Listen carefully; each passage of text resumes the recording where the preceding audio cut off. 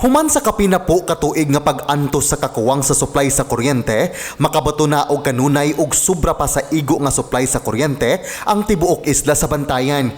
Kini human gi-inagurahan ang bag-ong Isla Norte Energy Corporation kon INEC power plant sa barangay Bangbang, lungsod sa Bantayan kaniadtong Miyerkules, Nobyembre 10. Ang INEC usa ka joint venture sa Vivant Integrated Diesel Corporation ug Gigawatt Power Incorporated, misulod og kasabutan tali sa Bantayan Electric Cooperative nga mao ang power distributor sa isla. Sa maong kasabutan, ang INEC mao ang mosupply og kuryente sa tibuok isla sulod sa 15 ka tuig.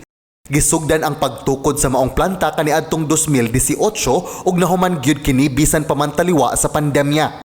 Ang maong planta makasupply og 23.3 megawatts nga kuryente, sobra pa kini sa gikinahanglan sa isla sa Bantayan nga anaa sa 8.5 megawatts.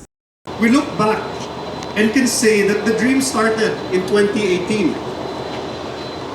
Through the combined efforts of all stakeholders, after just 3.5 years, we now have a world-class power plant ready to serve Bantayan.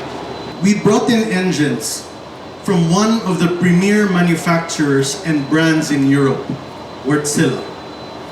These engines, totaling 23 megawatts in capacity, will provide the power that Bantayan Island needs today and the years to come.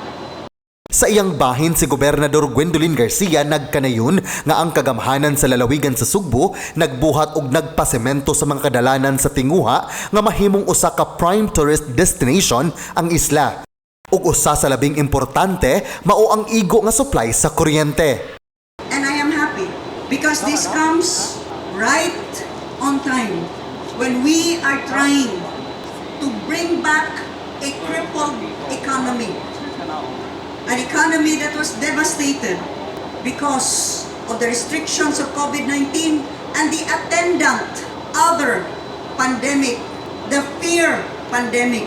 And it is precisely now that this island of Bantayan, what I perceive and will see to it, will be the prime tourist destination, not just of this country, but of Southeast Asia.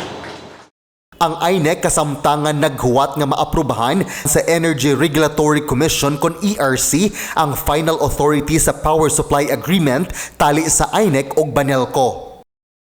Uban sa taho ni Paula Mendoza, John Fredson Granada, Balita sa Sugbo.